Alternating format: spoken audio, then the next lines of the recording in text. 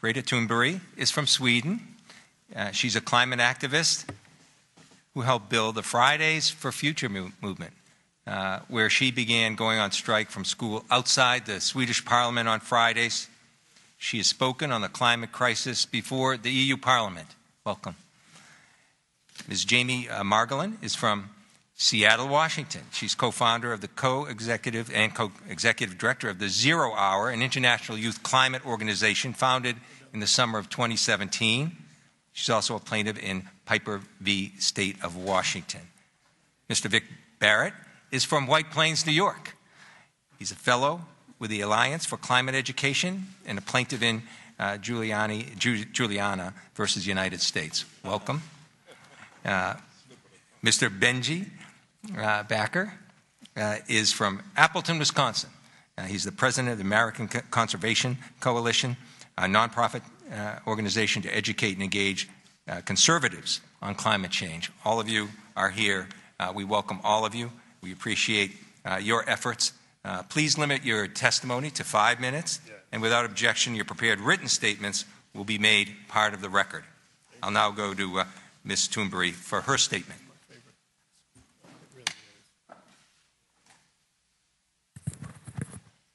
My name is Greta Thunberg.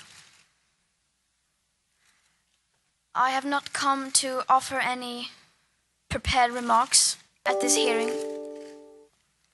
I am instead attaching my testimony.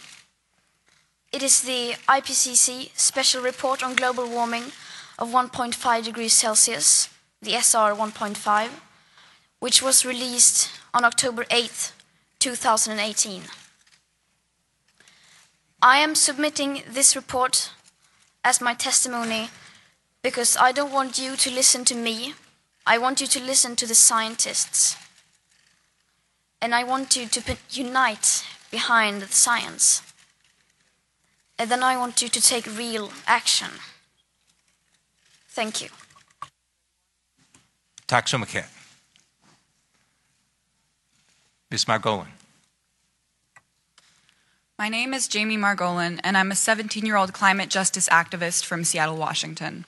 I'm missing a lot of school to be here. It's my senior year of high school. I have college application deadlines looming over me, and to be honest, I've barely even started because I'm too busy fighting to make sure that I'm actually going to have the future I'm applying to study for. You're here spending a few moments with me, but that is nothing compared to the hours that members of Congress have spent with lobbyists from corporations that make billions of dollars off of the destruction of my generation's future.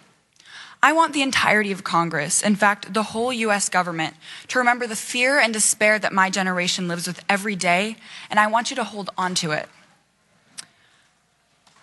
How do I even begin to convey to you what it feels like to know that within my lifetime, the destruction that we have already seen from the climate crisis will only get worse?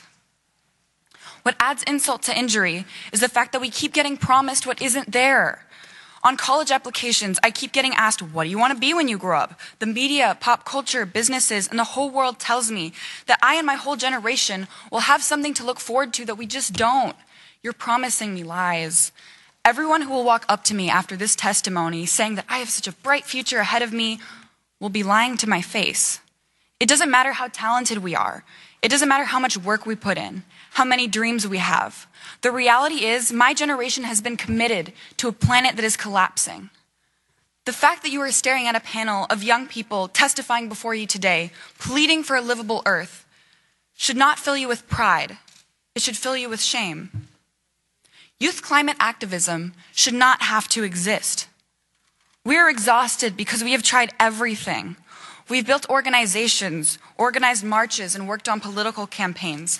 I sued my state government in a lawsuit called Piper versus the State of Washington, along with 12 other plaintiffs, for contributing to the climate crisis and denying my generation's constitutional rights to life, liberty, and property. The lawsuit is also arguing that the natural resources of my state are protected as a right under the Washington State Constitution.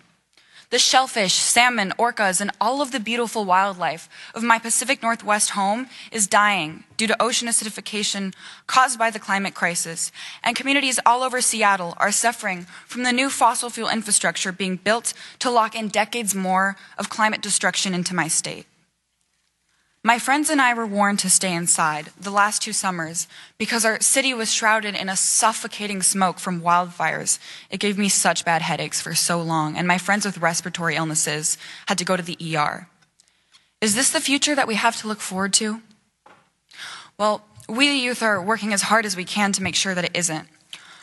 On July 21st of 2018, after an entire year of nonstop organizing, despite being full-time high school students with a lot of homework to do, my organization, 0 Hour, marched on Washington, D.C. in a pouring rainstorm and in 25 cities around the world, demanding urgent climate action from you and all of our leaders.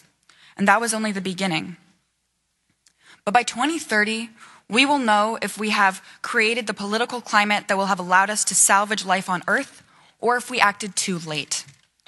By then, we must be well on the path to climate recovery, but this must start today. In fact, it should have started yesterday. By 2030, I will be old enough to run for Congress and be seated right where you guys are sitting right now. By then, we need to have already achieved net zero greenhouse gas emissions and be rapidly on the path to climate recovery.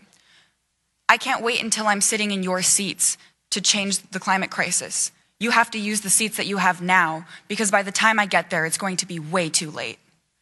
The good news is that experts agree that there are multiple pathways to decarbonize the United States energy system, and that doing so is both technologically and economically viable and beneficial. The most frustrating thing is that the US government can't even begin to imagine the massive political shift that has to happen in order for us to solve this issue. The politics just hasn't been invented yet. Solving the climate crisis goes against everything that our country was unfortunately built on: colonialism, slavery, and natural resource extraction. This is why the youth are calling for a new era altogether. As Greta mentioned, the Intergovernmental Panel on Climate Change report that we only have a few months left in order to create the massive political shift needed to transition our world to an entirely renewable energy economy. This needs to happen within the next 10 years, which is our deadline to save life as we know it. People call my generation Generation Z, as if we are the last generation, but we are not. We are refusing to be the last letter in the alphabet. I am here before the whole country today, announcing that we are instead Generation GND, the generation of the Green New Deal. The only thing that will save us is a whole new era. The Green New Deal is not just about the specific plans laid out in resolutions. It's about a new chapter in American history and transforming our culture into one that celebrates, encourages, and enables radical climate action. It is right here, testifying before you, that I'm proud to announce that history is being made. You've heard of the Reagan era, the New Deal era. Well, the youth are bringing about the era of the Green New Deal. Thank you, Mr. Barrett. My name is Vic Barrett. I'm 20 years old, and I'm one of the 21 youth plaintiffs in the Juliana versus United States constitutional lawsuit, suing the executive branch of the federal government for knowingly causing climate change. I'd like to recognize my fellow co-plaintiffs in this room sitting behind me. I'm a first-generation Garifuna American. My people are an Afro-Indigenous community originally from the island of St. Vincent in the Caribbean. In the 18th and 19th centuries, we were pushed from our homeland on St. Vincent by British colonial power, settling on the eastern coast of Central America in Honduras and Belize. Despite overwhelming adversity, we organized our community and emancipated ourselves to protect our future as a people. However, the struggle continues for me and my people. As temperatures increase, sea levels rise, storms become more intense and frequent, and the coral reefs and fisheries upon which we depend disappear, the oceanfront land that my family has inhabited for generations and that I'm supposed to inherit will be underwater if the U.S. federal government continues to promote a fossil fuel-based energy system. It is not just me and my people in Honduras being harmed by climate change. Frontline communities around the country and around the world are already feeling the effects of the climate crisis, from the dispossession of land to the grave public health threats that are disproportionately affecting myself and other young people. These frontline communities are made up of people who look like me, young, black, and brown, LGBTQ, indigenous, identities which place them at a significantly higher risk to experience the impacts of climate change than the general populace due to their marginalized status in our society. I myself have felt the consequences of climate change directly. Growing up in New York, I was impacted by the climate change-fueled Hurricane Sandy, which left my family and school without power for days. I still experience grave anxiety about experiencing another climate-driven disaster like Superstorm Sandy and the harm that these storms will have on myself and my family. As someone who already struggles with anxiety and struggles with depression from my understanding of climate change and what I experience, watching our government knowingly perpetuate the climate crisis is extremely overwhelming. I wrestle with this anxiety every day, from the moment that I wake up in the morning to the moment I fall asleep at night. If we keep going on with business as usual, both Honduras and New York, the places where my family and I are from, will forever be lost to the sea.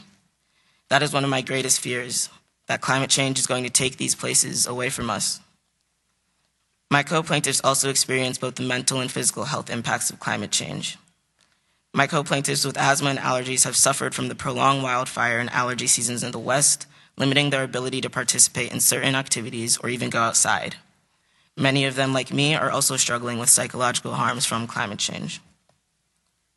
The medical community now recognizes climate change as a grave public health threat. One of our experts describes climate change as a public health emergency, which is disproportionately impacting children and youth in a myriad of ways. He lists specific health threats exacerbated by climate change, including heat stress, extreme weather events, wildfires, decreased air quality, and infectious disease, all of which pose a disproportionate threat to children and to youth. Another one of our experts, Dr. Lies van Susteren, a psychiatrist known nationally for her work on climate change, explains that, quote, with continued government actions that exacerbate the climate crisis, the plaintiffs and those they represent will suffer catastrophic emotional injuries.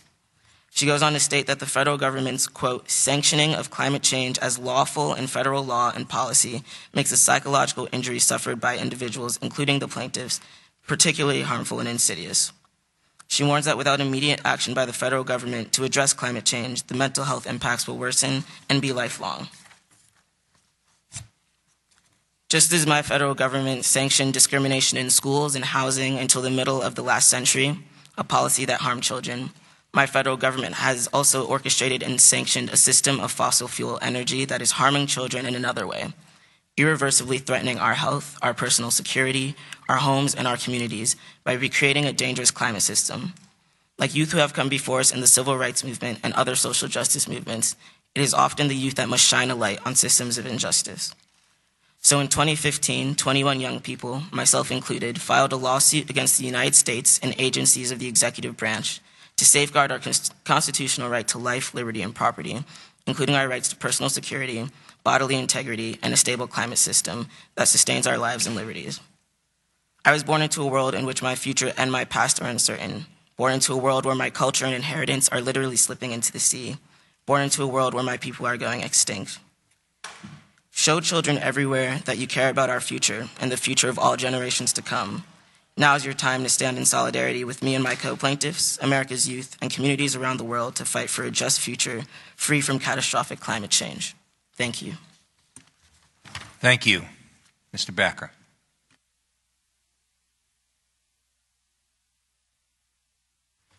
Good morning. My name is Benji Becker, President and founder of the American Conservation Coalition, a nonprofit focused on bolstering conservative voices in environmental discussions. I'm also a 21-year-old senior at the University of Washington in Seattle, and I would like to thank Chairman Keating, Ranking Member Kinzinger, Chairman Castor, and Ranking Member Graves for holding this very important hearing. I'm also honored to share this panel with Greta, Vic, and Jamie. Each of you have played a critical role in generating worldwide awareness around this issue of climate change, so thank you. I'm a lifelong conservative activist, but like most of my generation, regardless of political affiliation, I believe climate change is real. I believe humans are making an impact. And with global emissions rising 1.7% last year, we're at a crossroads in history. My generation doesn't care about the politics around climate change. We want productive discussions, realistic answers, and sound policies. Most importantly, I believe America plays a vital role in solving this problem and that we must lead by example. Between 2005 and 2017, as already mentioned, we led the world in emissions reductions, more than the next 12 countries combined. However, while our contribution to greenhouse gas emissions is declining, we still contribute nearly 15% of global greenhouse gas emissions, which is second most in the world. However, Americans have been told that one-size-fits-all approaches, such as the Green New Deal, are the only solution. Such policies advocate for an economic transformation that increases government control, spending, and regulation. These approaches inhibit innovation and are not an effective way to reduce emissions. In fact, countries with highly restrictive and government-controlled economies like Venezuela have disastrous environmental records. And while on the other hand, countries leading in emissions reductions have some of the freest economic systems in the world. We can't ignore this reality. And the fact of the matter is, we cannot regulate our way out of climate change. Markets and competition reduce emissions far more than heavy-handed regulation. A truly effective climate plan will capitalize on America's strengths, technological advancements, empowered consumers, entrepreneurial businesses, effective government, and bold global leadership. We need to decarbonize fossil fuel emissions, increase the number of nuclear and hydropower plants, continue developing solar and wind, and encourage research and development into other clean energy technologies. It's easier to export innovative American technologies than burdensome regulations to developing nations. We must also understand the privilege Americans bring into this conversation. Across the globe, those who can most easily adapt to climate change are wealthy and live in developed countries. It's unfair to ask someone to make choices based on sustainability when they're struggling to survive. As we transition to cleaner energy landscapes in the United States and abroad, we need to consider the most vulnerable in our world. There are still over 1 billion people without electricity worldwide. Transitioning to clean energy needs to happen, but it can't happen overnight. Climate change conversations are often dominated by hopelessness and despair. In reality, fighting climate change is an opportunity to improve human health, lift people up, and grow the economy. And I see promising signs. Many bipartisan climate-related bills have been introduced and passed in the last 2 years. We're reducing emissions and creating remarkable new technologies. More Republicans are speaking up than ever before. This innovation-based approach is not limited to the United States either. Just yesterday, the British Conservation Alliance, a group inspired by my organization, the ACC, was launched by students in the United Kingdom to advocate for market-based environmental reforms. We're making strides in the right direction, but we must do more. Each of us play a critical role in tackling climate change. To my fellow conservatives, the climate is changing. It's time to claim our seat at the table and develop smart, limited government policies to establish American leadership on this issue. There is a reasonable, conservative approach to climate change, and we need to embrace it. To those on the left, without your leadership, this would not be receiving the attention that it deserves. But now, it's time for solutions. Politicizing climate change has deepened the partisan divide and delayed real action. If you truly want to address climate change, work with conservatives who want to champion reforms. To Congress, on climate change, it's not about Republicans or Democrats. It's about those who are taking effective action and those who are not. Our conversations on climate change should be about cutting global greenhouse gas emissions, not about political pandering. To President Trump, climate science is real. It's not a hoax. It's accepted that humans are having a negative impact on our climate. As a proud American, as a lifelong conservative, and as a young person, I urge you to accept climate change for the reality it is and respond accordingly. We need your leadership. And lastly, to young people, you have remarkable power.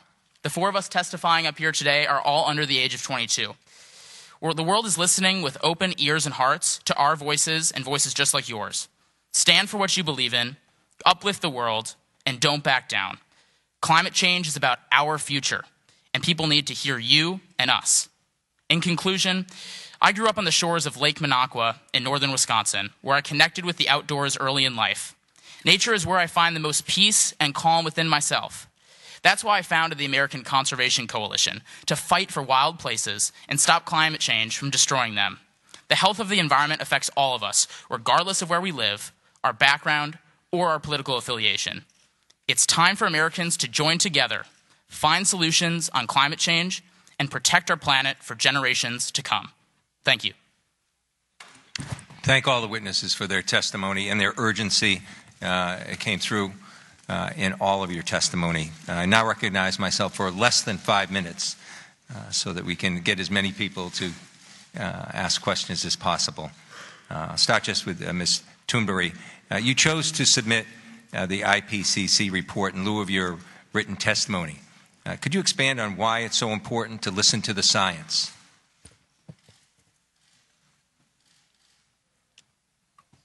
Well, I don't see a reason to not listen to the science. It's just such a thing that we should be taking for granted, that we listen to the current best available united science.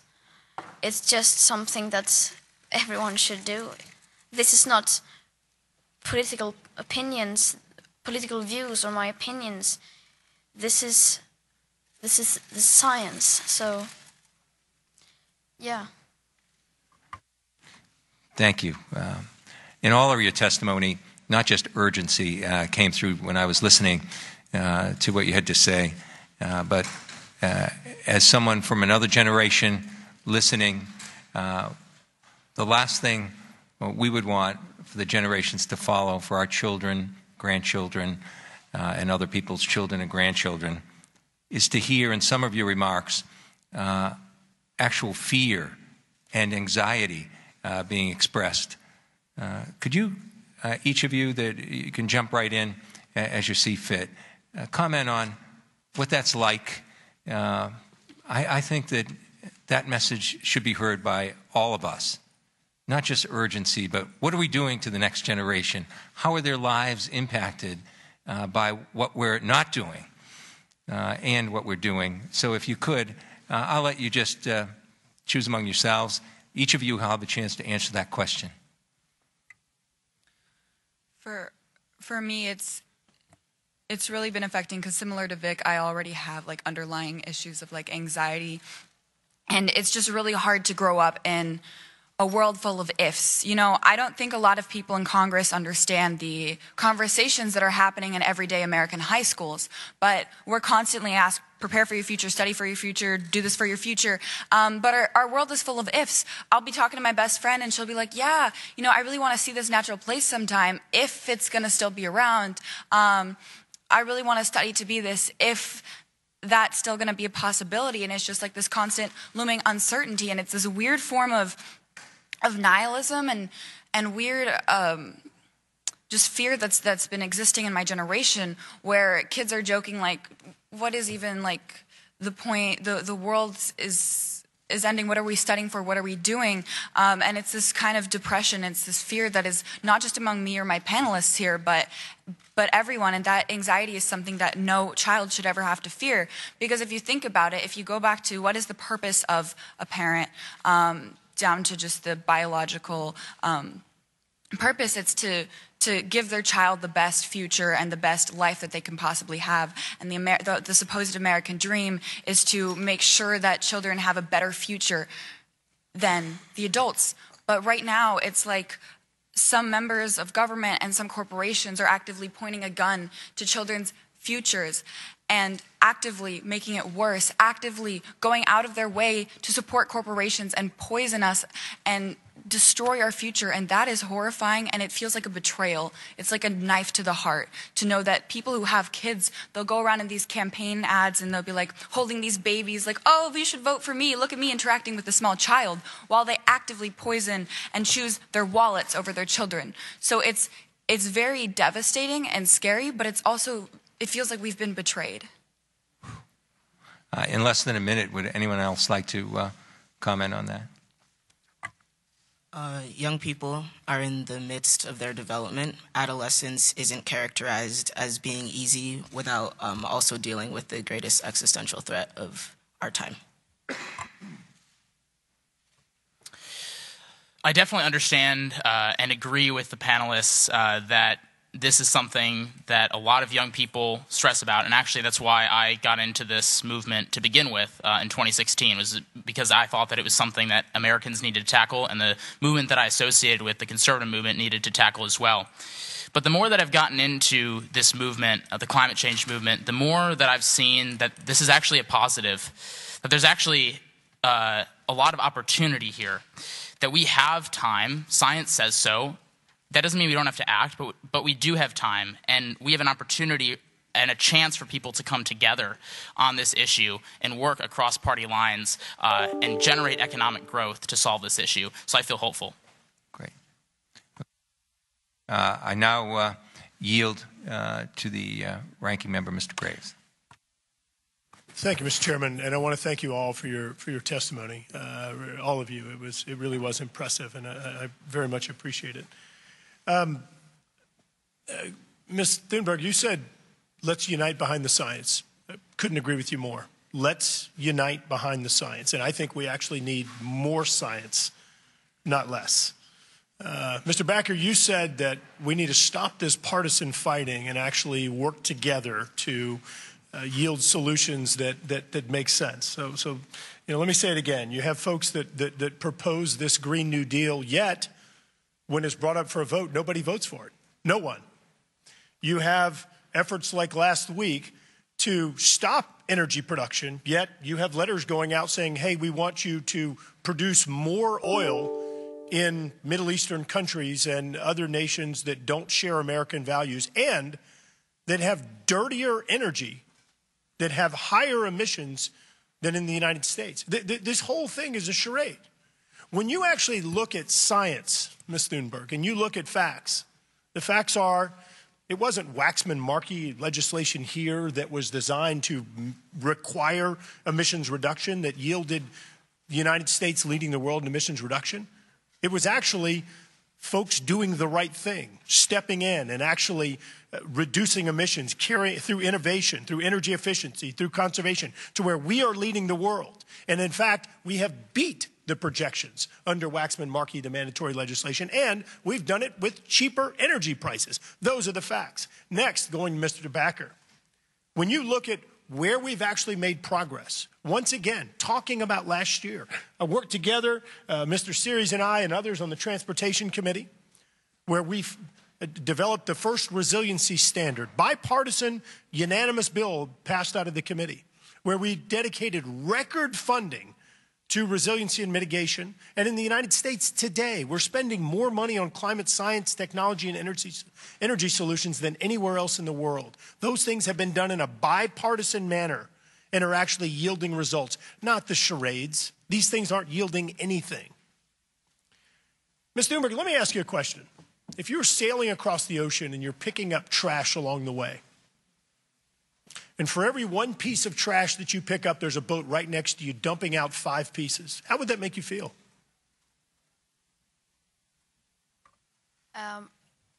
First of all, we were going so fast, there wasn't enough to pick up any trash. All right, well, if you were a slow sailor like me, how would that make you feel? Well, first of all, if you use that logic, then I am also dumping a lot of trash in the ocean. And then I would stop dumping my trash in the ocean and tell the other boat to stop dumping their trash in the ocean as well. And that's the important point here. I think that what we need to be doing is we need to be focusing on the countries that are dumping trash in the ocean. Of course, that's a metaphor. The fact that China is, here we are talking about reducing emissions, yet China, under the Paris Accords, are going to be increasing their emissions by nearly 50%, 5 gigatons annually. So while in the United States we need to continue investing in innovative solutions and exporting clean energy technologies, it makes no sense for us to be doing it if we're simply watching for increases in China. Mr. Backer, the IPCC report talks about numerous solutions moving forward, including clean energy and others. Under IPCC, does it contemplate only renewable energy sources moving forward? Thank you. It actually does not. And I think that it shows a strong trend that we need to generate more clean energy going into the future. There's no doubt about that, and reduce emissions via clean energy technologies. But there's no statement in the IPCC report that says that we need to go 100% clean to reduce emissions at the level that we need to fix this problem. So moving on from there, if moving forward, even under IPCC, it doesn't contemplate not using any conventional fuels moving forward for the next few decades anyway. Do you think it makes sense to utilize the fuels from the nation that has the cleanest energy, or do you think that it makes more sense to, for example, use Russian gas that releases 13% greater emissions as we move forward? Which makes more sense? Or do you think it makes sense to perhaps get fuels from Nigeria that just a few years ago had 2,000 ongoing spills? I think it's important for Americans to understand that we do generate fossil fuels cleaner than anywhere else in the world, and while the rest of the world still relies on fossil fuels, that's an important thing to note. I do think while we continue to generate power for the rest of the globe and uplift people, we as a country also start transitioning more and more to clean technologies, which I think we're starting to do. But I do believe that making sure that the rest of the world is generating fossil fuels safely is important, because it's going to be a part of our future. Especially today, and the United States does do it cleaner than anywhere else in the world. That's a fact, and it's something that we have to think about. Thank you. Yield back. Chairwoman Castor. Mr. Becker, in your testimony, you point out that the United States must lead by example. And despite recent emissions reductions, the United States is currently the second highest emitting country in the world annually. And although we rank number 2 now, the United States is responsible for the most carbon pollution accumulated in the atmosphere. Some people say that the United States should not dramatically reduce our emissions because China and other countries aren't doing enough. I'd like to have your view on that and have each of the witnesses comment on that briefly. Yeah, I think that's a false approach because we've never in history looked at a problem that we contribute in the United States and said, well, if it's happening somewhere else, then we shouldn't fix it. So I don't think that that's a reasonable excuse. But I also do think it's important to note that other countries are emitting and that we must hold them accountable as we hold ourselves accountable. America has led on lots of initiatives in the past. You have people in Hong Kong waving their flags and singing the American national anthem right now because we inspire them. We can do the same thing on climate change. Yeah, I would say what you said is totally correct. The United States contributes to 25% of historic emissions in the world. And if we are the country that we say we are, if we're the leaders that we say we are, we need to lead by example here and work on what we're doing here so that the rest of the world can follow our lead. I have a question. When your children ask you, did you do absolutely everything in your power to stop the climate crisis? When the storms are getting worse and we're seeing all of the effects of the climate crisis, when they ask you, did you do everything? Can you really look them in the eye and say, no, sorry, I couldn't do anything because that country over there didn't do anything, so if they're not going to do it, then I'm not? That is shameful, and that is cowardly. And there is no excuse to not take action, to not improve as much as we can in the United States. And how can we call ourselves the city on a hill or an example for the world if we're going to be cowards and hide behind waiting for other people, saying that I'm not going to do this because they didn't? I want you to think about, this is all about being able to look your children in the eye and say, I did absolutely everything I could for you. I know that we're up against a lot of pressure. I know that the time is running out, but like honey, however you call your kids, I did everything I could. And so I just don't understand, as a parent, how can you look your kid in the eye and say, there's this impending crisis, everything is at stake. But I stood back and I didn't really do anything. I didn't take action.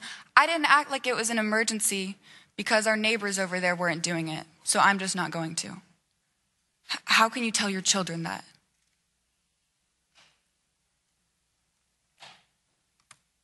Ms. Thunberg?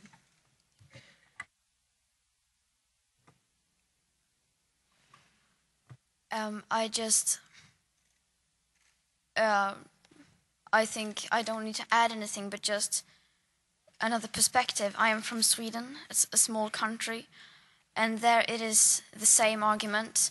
Why should we do anything? Just look at the US, they say. So just so you know, that is being used against you as well.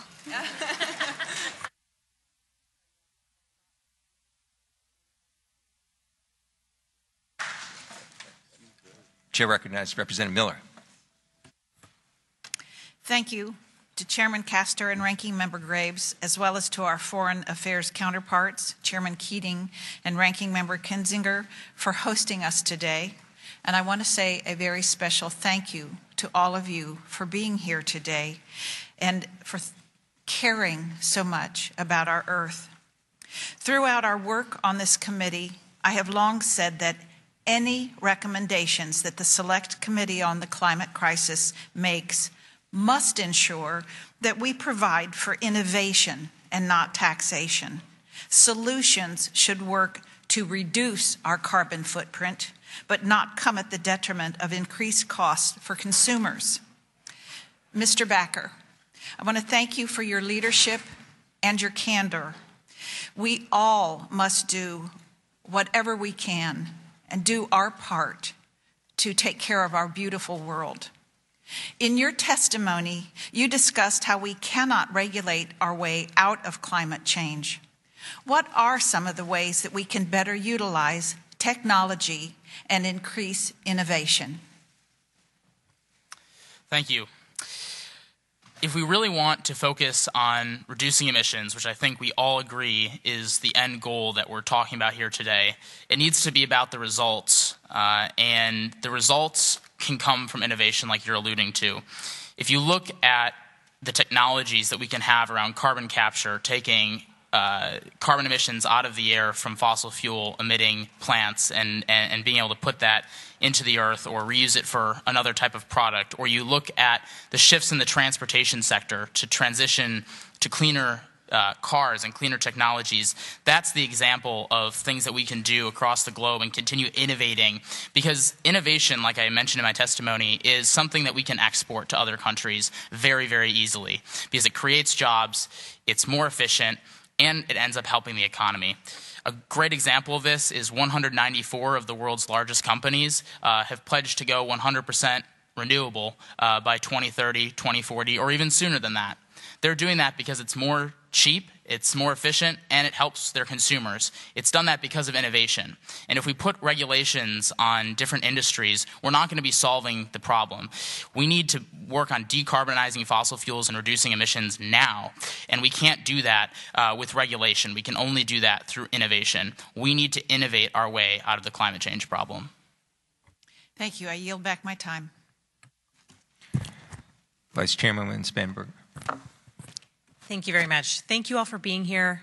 I hold your commitment to fighting for the future generations of this planet in the highest esteem, and I'm grateful for the attention you're bringing to these critical issues through your advocacy.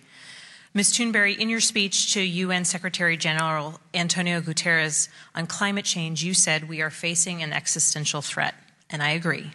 The scientific consensus is clear. Climate change is real.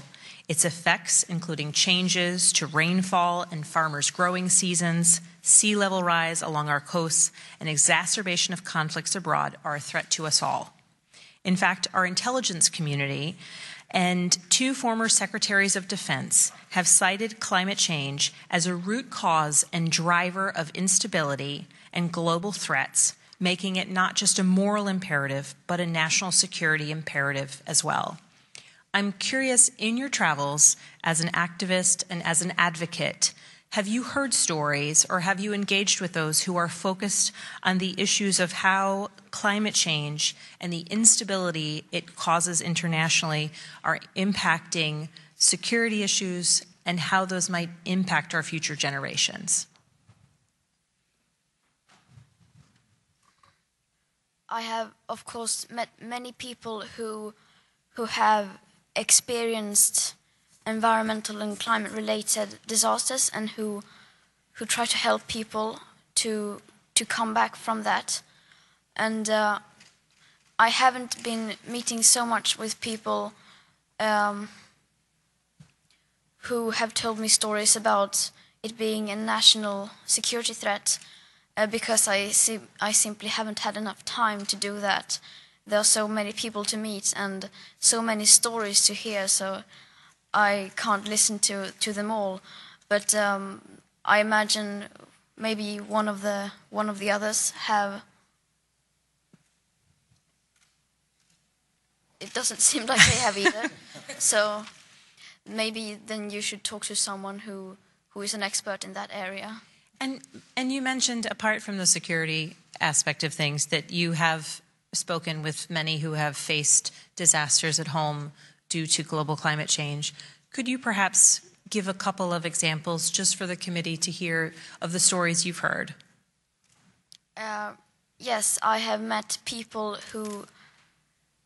whose communities were whose neighborhoods were destroyed by natural disasters, who were amplified by the climate crisis.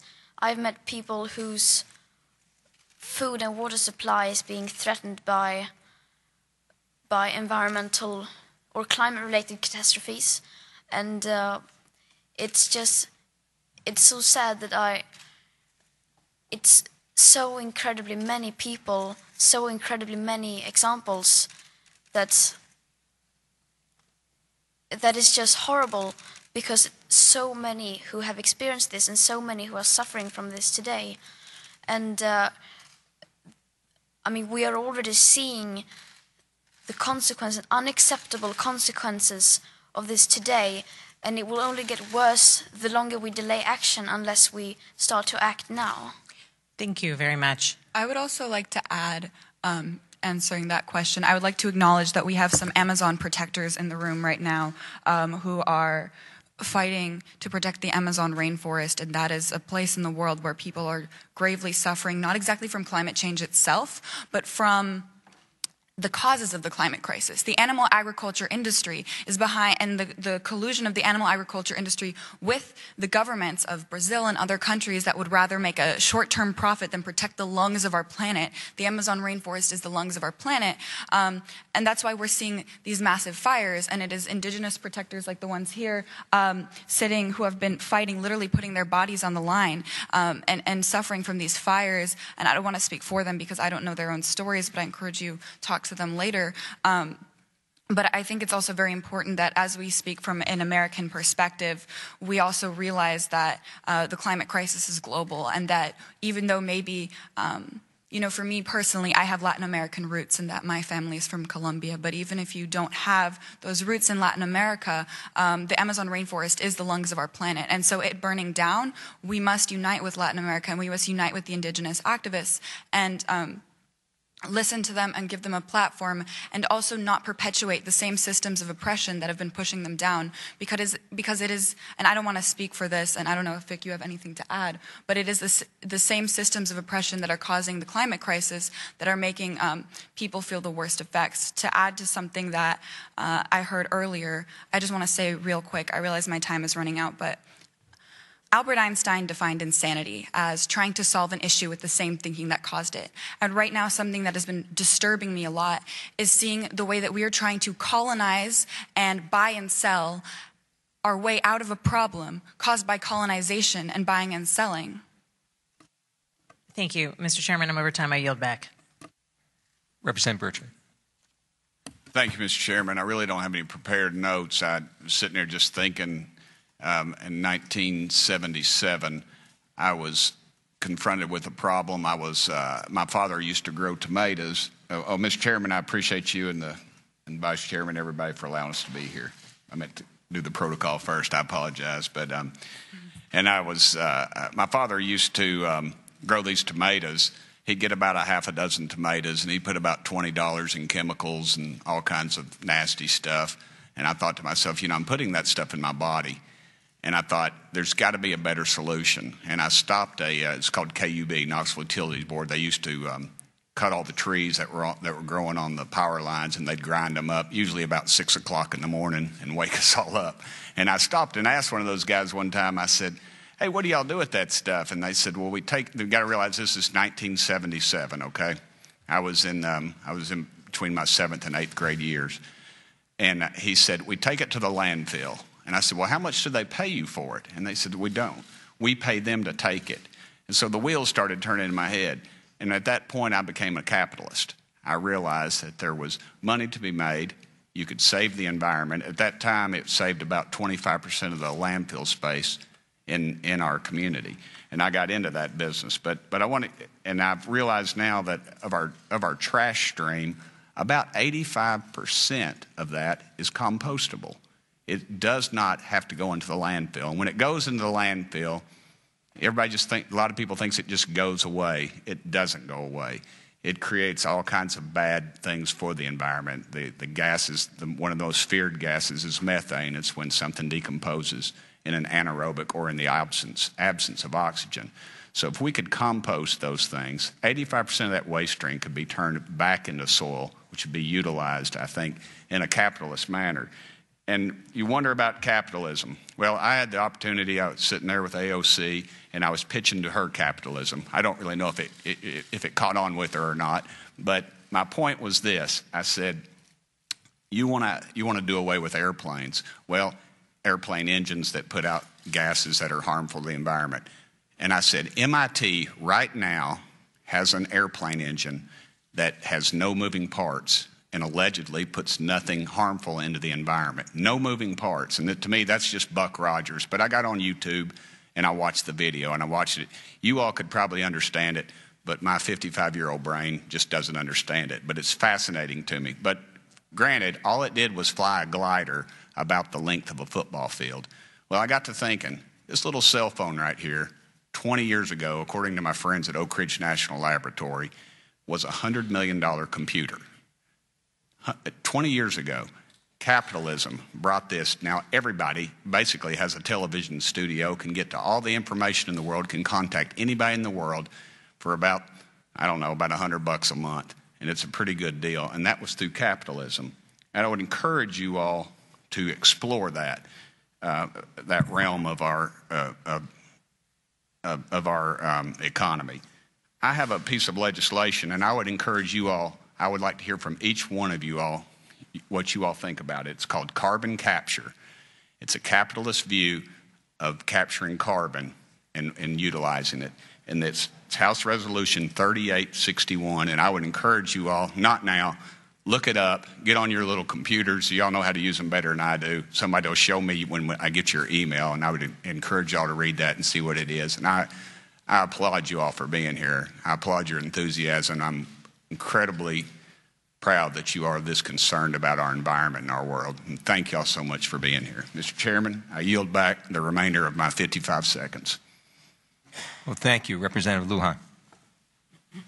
Thank you very much, Mr. Chairman, and to all of the chairs and ranking members for bringing us together today, to all of the panelists, to our witnesses who are here with us today. I want to thank you as well. Before I begin my questions, though, I just want to remind my colleagues that those mobile phones that were once too big, or a desktop that weighed thousands of pounds, they got smaller because of federal taxpayer investment by the United States of America, investing in the research. So I hope that there's an openness and a willingness that we take the same step. Let's put our money where our mouth is. Let's make sure that we're investing those dollars and that we're answering this call. And Ms. Thunberg, I appreciate the power of your testimony. You laid it out in a document right in front of us. A document where experts and scientists have laid out the path and the road for the world to take policy action. It's simple. The work's been done for us. We just have to follow that path. So I want to thank you for that. And now I don't want to have to defend one of my colleagues as well. She can defend herself, as we all know.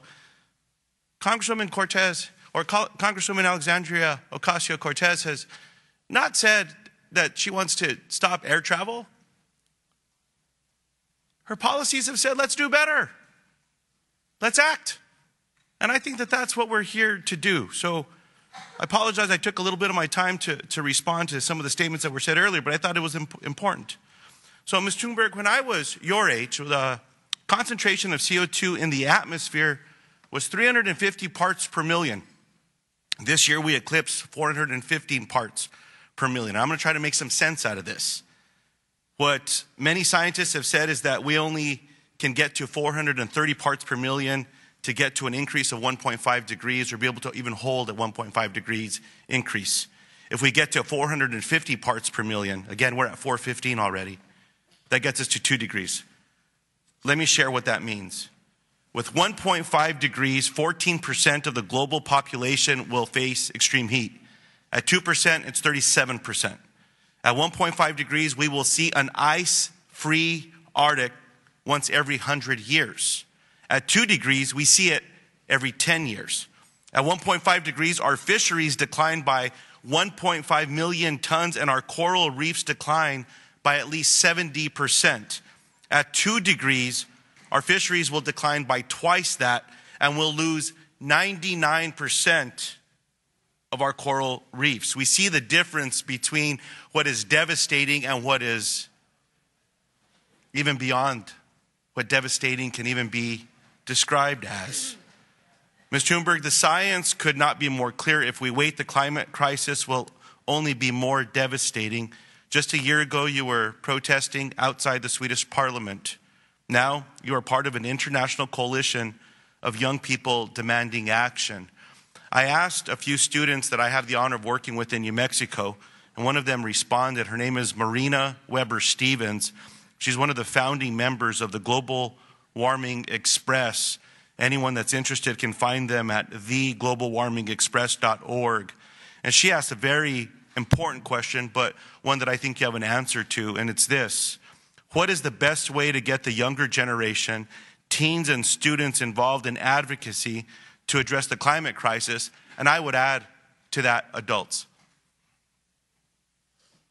What can we be doing? How can we get more young people involved?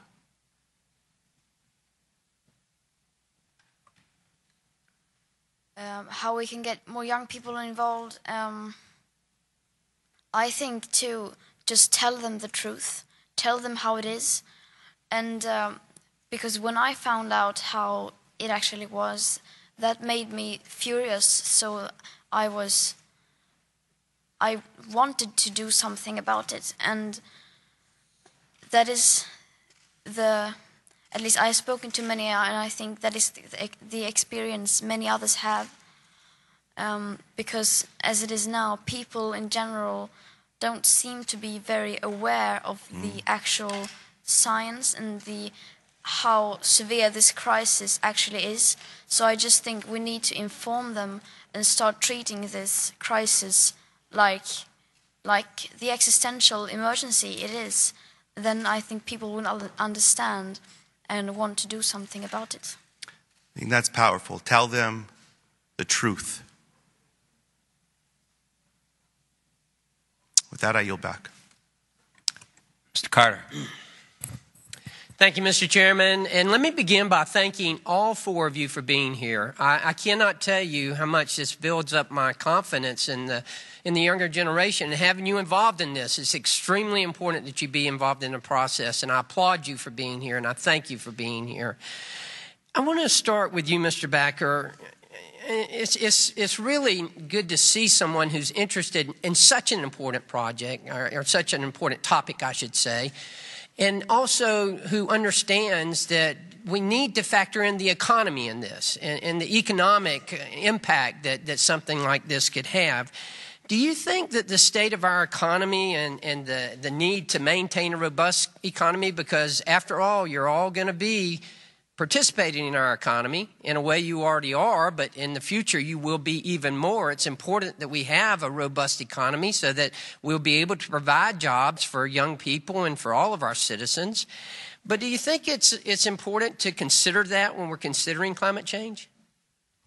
Thank you, Mr. Carter, and also thank you for being a member of the Roosevelt Conservation Caucus. It's a caucus started by Republicans focused on bringing conservatives back to environmental discussions. It's a major step forward, so thank you. So the economy definitely needs to be a part of this conversation, because if we don't take the economy into consideration, we're leaving the people who are at the most risk we're keeping them at the most risk. We're allowing people who are in the lower poverty levels to be affected the most by our policies. There is a strong opportunity to be economically sensible and environmentally sensible. Economic sustainability and environmental sustainability do go hand in hand. And I think a lot of people who are on this issue and believe that this is a topic that's of importance believe that the agricultural industry, corporations, and fossil fuels are a lot of the times the enemy.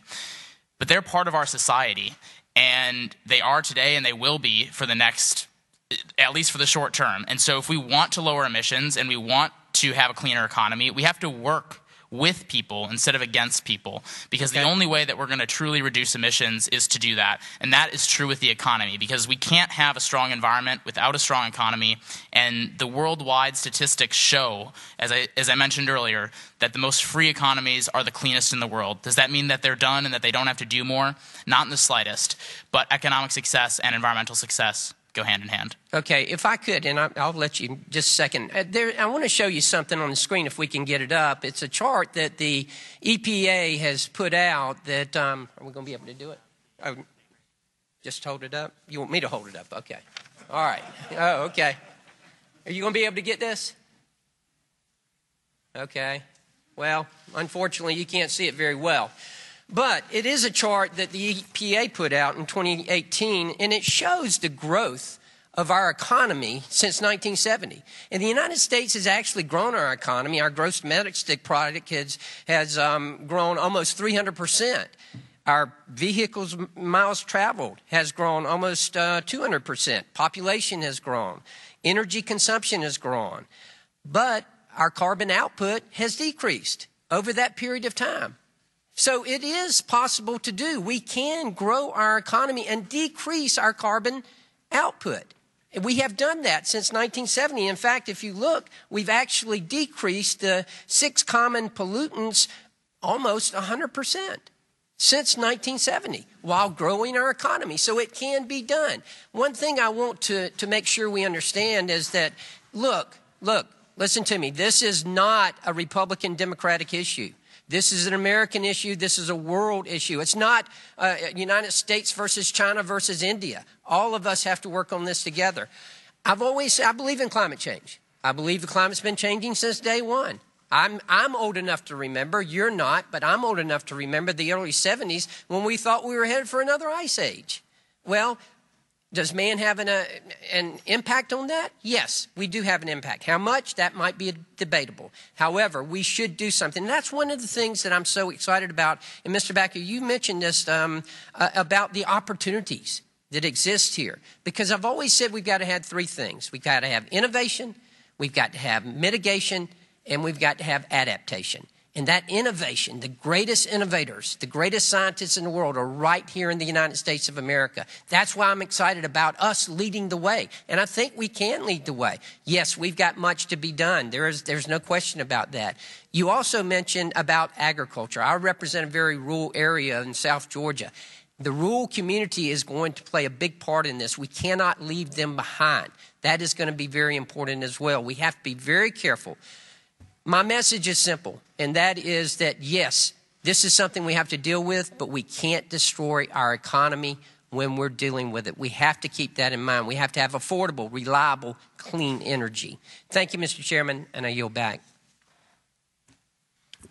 Well, thank you. As we said before, we have a hard stop, so here's what I want to just do in closing. There'll be no closing statements to allow whatever time is limited. I do want to recognize Representative Brownlee, who's been here paying great attention throughout the whole hearing, Representative Levin, Representative Titus, Representative Omar, in the case that we may not have the opportunity because you do have to leave. So I'll now recognize Representative Meeks. Thank you, Mr. Chairman. Thank you for this very, very timely and important hearing. Climate change is undoubtedly an economic threat. That's true. A national security threat. That's true. And ultimately, and most importantly, an existential threat. It has battered our coast, set our forest ablaze. In my home state, Mr. Barrett's home state of New York, Superstorm Sandy destroyed the property and uprooted the lives of thousands of New Yorkers, including many living in my district. If left unabated, climate change will displace world populations. Islands, Mr. Barrett, you're correct, will be gone where people currently live. And it will continue to wreak havoc on our own, costing billions in damage. That's economics. If we're not prepared, it will be billions of dollars that will cause economic damage if we don't do something about climate change. It will also, climate change threatens to undo the last 50 years of progress in development, in global health, and poverty reduction. So we've got to do something urgently. If the world that we leave behind, and we all hold this world in trust for the next generation. So I look at it, the world that I leave behind for my new baby granddaughter will look dramatically different if we do nothing today. Indeed, a drastic reduction in our carbon footprint will be one of, if not the most important, missions of our time. I also want to say, and I heard Ms. Golan say this a number of times, I just want to let you know that anxiety research indeed shows that young people have high levels of anxiety. It isn't, though, just because of climate change. Everything from the economics to health disparities to student loans, etc. Of course, climate change is compounding that problem. But what you are doing by being here and leading does make a difference. And I just used the example of one of my colleagues who at 16 years old helped change and shape a nation. His name was John Lewis. He put his life on the line. He had a lot of anxiety if you talk to him. But by doing this with that anxiety and turning that anxiety into something that you're going to lead to change, it makes the world a better place for all of us. So I compliment you on how you are using your anxiety to make a difference in the world. That is something that is so important. And indeed, yes, all young folks. I'm old enough to remember the civil rights movement when it was led by students and high school students who said, I'm sick and tired of being sick and tired. And they changed things.